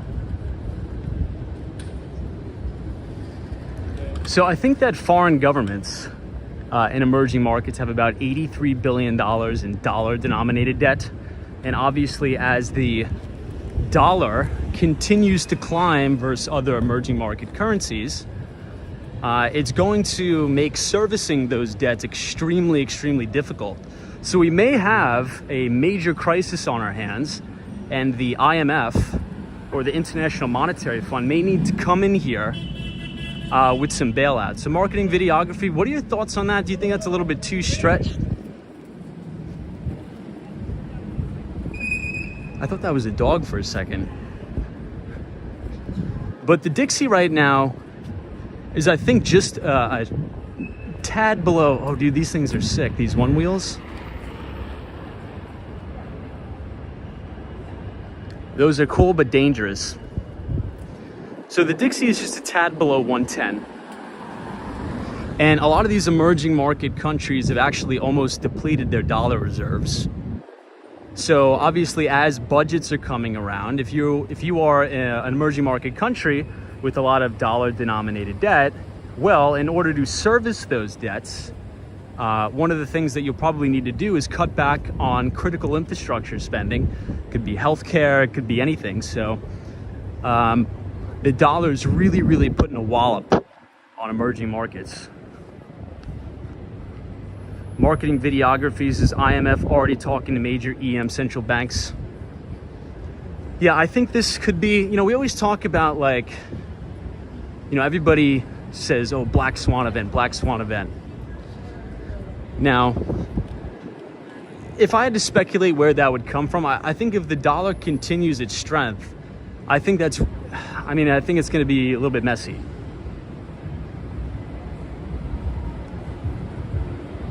Hey, Elias, thank you so much for joining. Appreciate it. Yeah, sunshine after rain is like, Tom, get back on the board before it snows.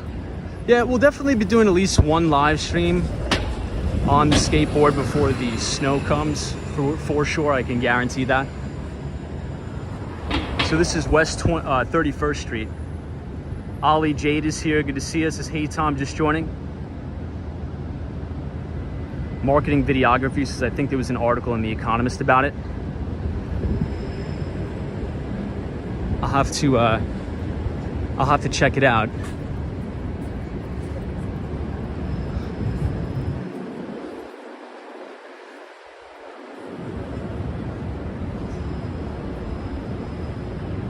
In a second, we're gonna have an even better view of the empire.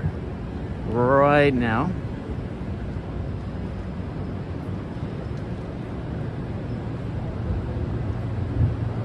Man, that's a 10 out of 10 right there.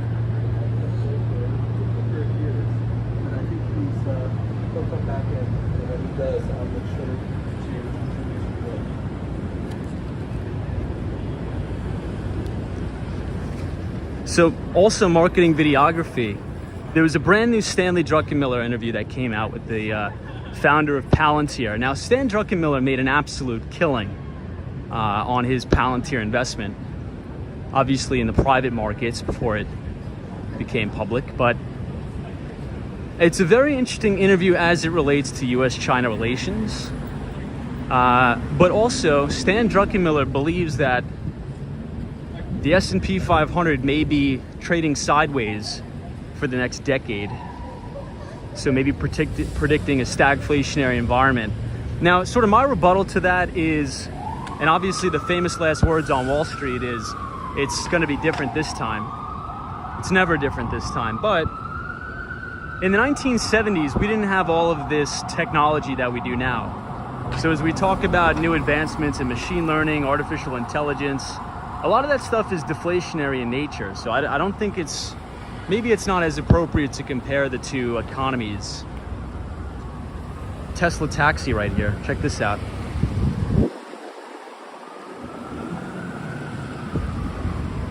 Hey, Brian Glover is here. This is fabulous view. Love it. Clarence Jackson says the event was for David Rubenstein's new book, How to Invest. I learned so much. Clarence, you're right. Yeah, he does have a new book out, How to Invest. So is that out now, or is that like a pre-order type deal? I'm gonna have to get that. Now, I know there's some Market Watch conference this week that I think a lot of Wall Streeters are gonna be at, but like Jim Ropel is flying up for it. I think Peter Schiff was supposed to be in New York this week for it, but obviously with what's going on in Puerto Rico, looks like he's not going to make it.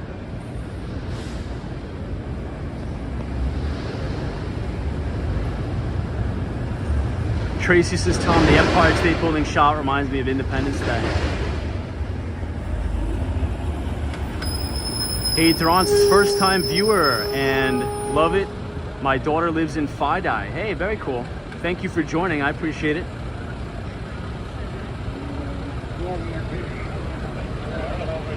Dr. Longus' Druckenmiller is brilliant. I agree, brilliant. Now, Stanley Druckenmiller worked directly under George Soros. And I believe one of the most famous quotes by George Soros that he told Stan Druckenmiller is that it doesn't matter if you're right or wrong in terms of your investment position.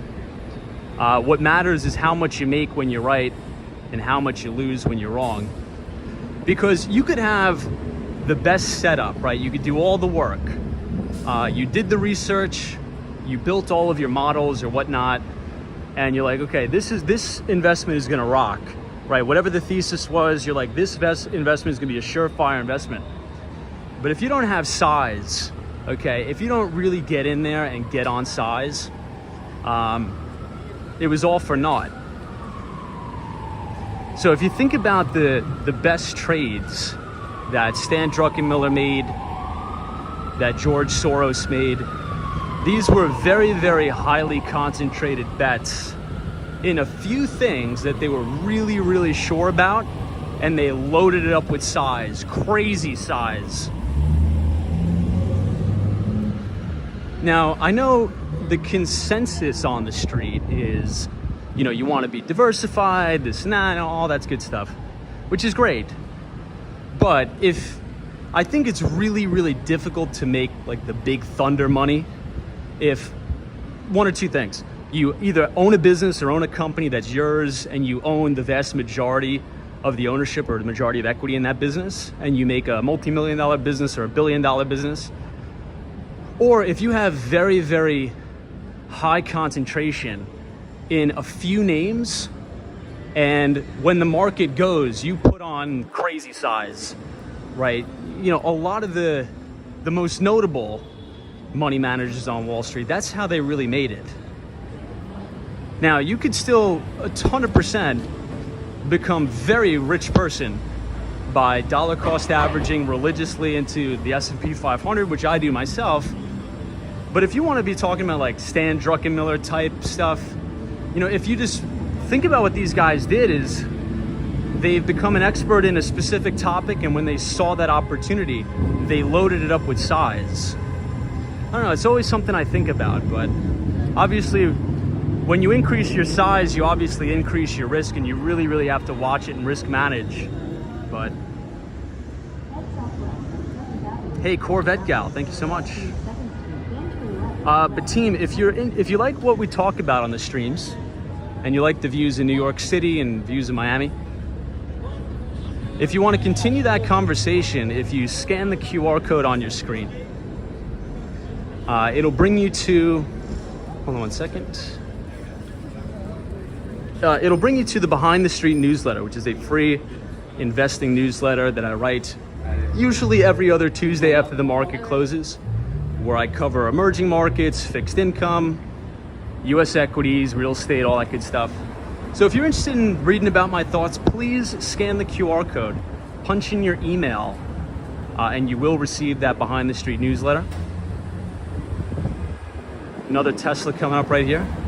2 Teslas coming up. Hey, Bev Wilson is here, says thank you, Tom. Good to see you, Bev.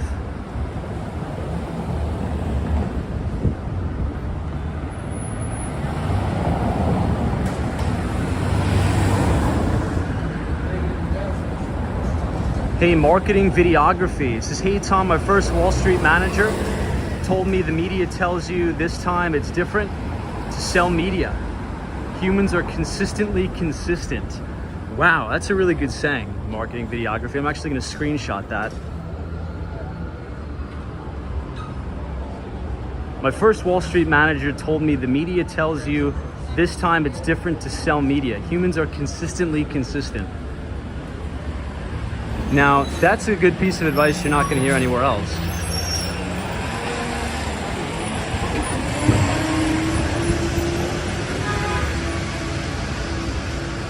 Thank you for sharing that, my friend.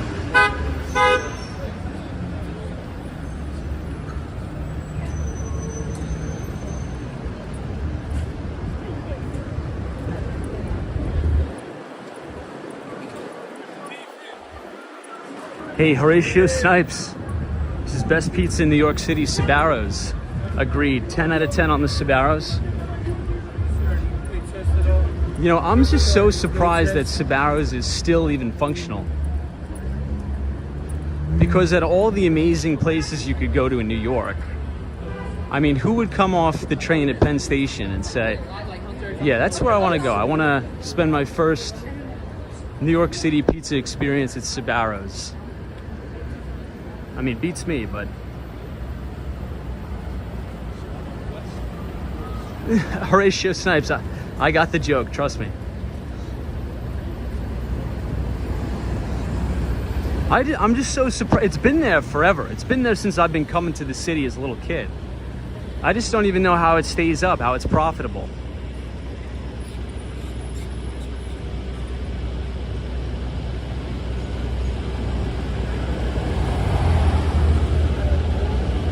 NYC Dub says, agreed, humans are consistently consistent.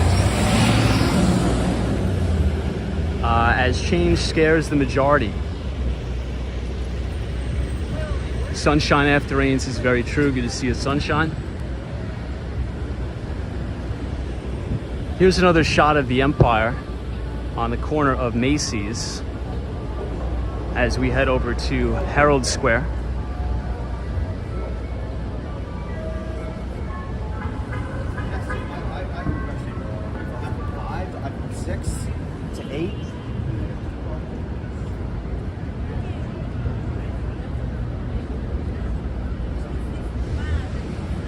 Derek is here, good to see you. Silversmith says, hey Tom, silver and gold are going to launch Wednesday after the FOMC. Yeah, I don't know. I don't know about that. I mean, maybe you're right, could be right. We had a little bit of a rally day today on Wall Street, but volume was very lackadaisical, which, I mean, is to be expected. It was the Queen's funeral today. So condolences to all of our friends in the UK. But, you know, this could be an event where we rally hard into the FOMC and then dump. But there's a trader that was actually featured in Market Wizards that made a really interesting and thought-provoking point. And he was featured in the Market Wizards book by Jack Schwager. And his name is Mark Minervini. And he said that if we get a surprise 100 basis point rate hike, which is 1 percentage point, the market may rally off of that. Now, it's almost 100% lock that we're going to get at least a 75 basis point hike. But his thought process behind that is, okay, if the Fed goes out big and they say, look, we got a hotter than expected core CPI reading, we got to go big to bring down inflation, we're going to raise a full 100 basis points or a full percentage point, that could then potentially instill more credibility into the Fed after they've pretty much lost all credibility. And if you've been watching the stream longer than a year, you know, we've had conversations about this almost ad nauseum now, because the Federal Reserve, the first thing that they said when we had our really first big inflation print is that it's going to be transitory.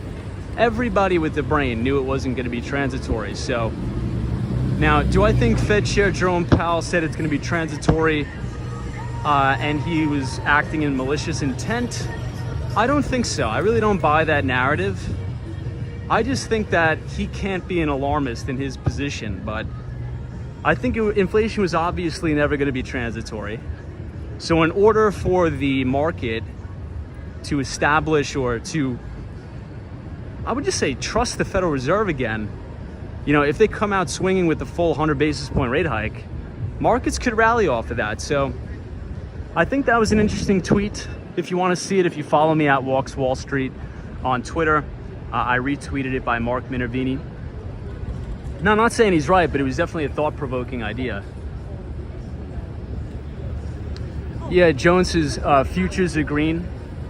Well, Friday's price action was very good. So if you remember, on Friday, the markets actually closed lower in the red. But if you were watching price action, we rallied significantly off the lows. And this spills into the cryptocurrency markets too.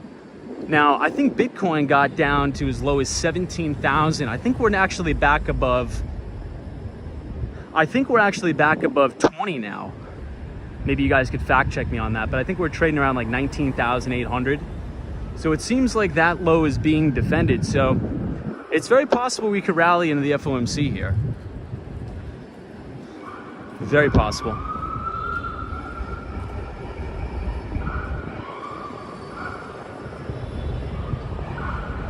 Hey, Joan is here. Good to see you.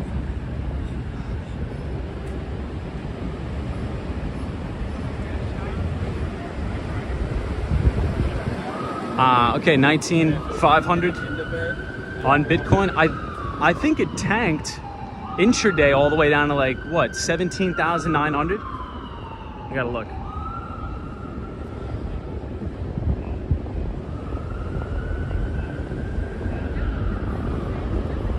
Oh, guys, I just totally lost track of time. And we passed Penn Station by around 5 blocks. I'm going crazy here. I gotta get home. Got a roach. There's one for FredEx right here.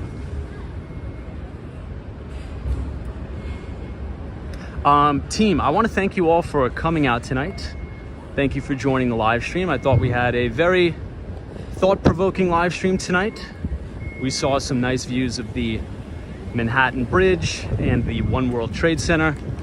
We talked about the effects of the strong dollar on emerging market countries, the ramifications of that, and we also talked about the massive opportunity ahead in cybersecurity after another crazy cybersecurity hack and attack on Suffolk County. We just talked about the one from Uber, and a major video game company got hacked and attacked as well. So as you're thinking about formulating an investing thesis, look for companies that address a massive TAM, huge total addressable market. I think that cybersecurity spending on both the state and local government level as well as the private sector is going to increase. So everybody, I will leave you off with this beautiful view of the Empire State Building. We may not be live tomorrow, okay? I am going to travel. I will be in Miami, Florida So I may not be able to do a live stream tomorrow. So if I'm not live tomorrow, we will meet again on Wednesday when we will cover the FOMC meeting. I wish everybody a fantastic rest of the week. Thank you so much for being here. So FredX, John B, Mike, Brian, Andy, Tracy, Gregory War Walker, Marcy, Lisa, Muhammad, 3T3, FredX, Gigi, NYC, Eve, all of our friends, finish the week strong. I know it's only Monday, but I may not be live for the rest of the week. Keep you posted on that. If you're new here, feel free to subscribe to the channel. Leave a like on the video. And as always, there's always a bull market somewhere. You just need to know where to look. Always be positive, always stay optimistic, and go out there and rip its face off tomorrow. We'll see you in the next one, everybody, from Magic City, Miami, Florida.